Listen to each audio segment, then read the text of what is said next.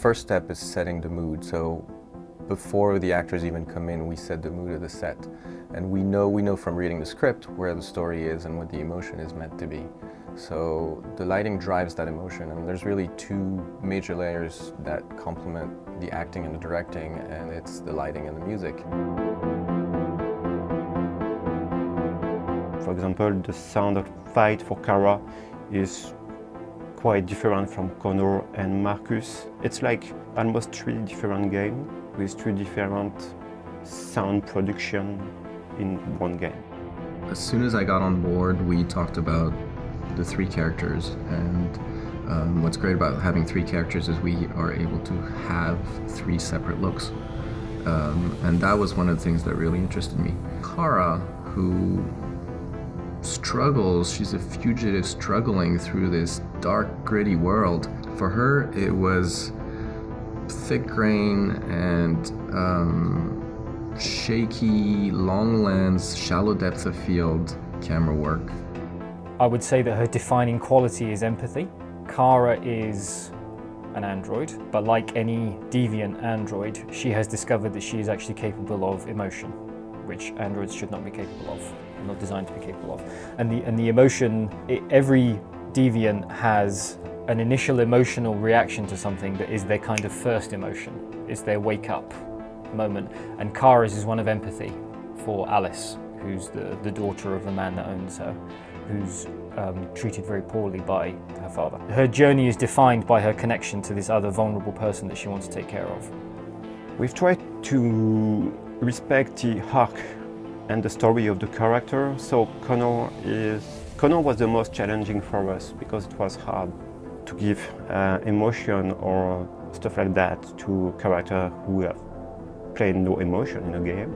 Connor is a prototype.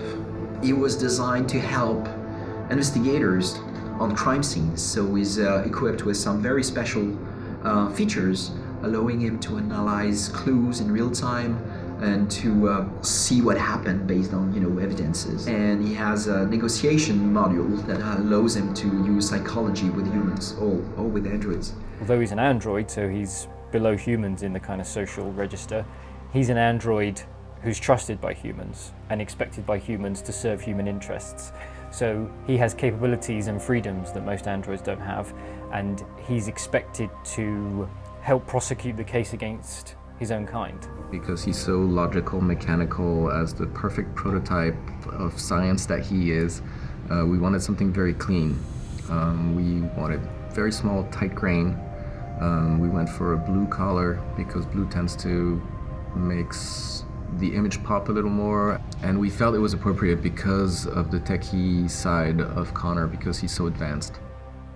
For Marcus, who becomes the leader of this revolution, I immediately was struck with the idea of the Olympic flame and him as a symbol, being reborn as a leader.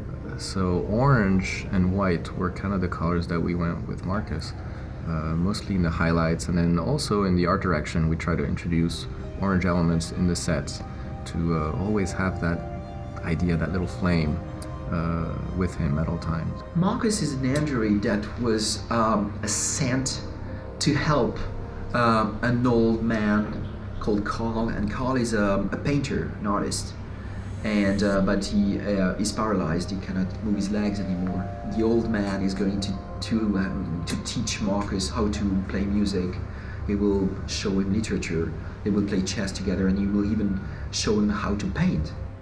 Marcus, it's really more like in action movie style, so it's more compressed sound, and we've tried to have more ambience with more stuff than in Cara or Connor. Marcus is a specificity to have a lot of scene in the Detroit, in the streets, a lot of places with a lot of noises. So it's really helped us to make a difference between Cara and Connor. Tragedy befalls Marcus and he ends up adrift and homeless, and he experiences how rough society really is for most other androids. That's his kind of wake-up call, his call to adventure.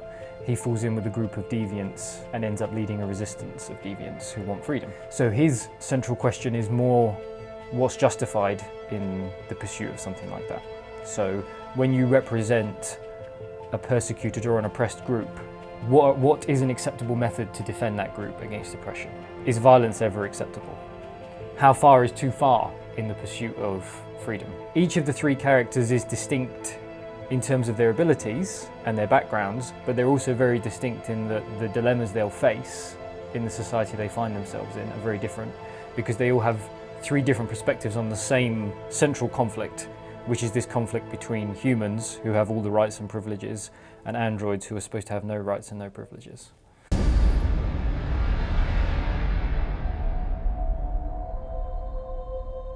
My name is Marcus.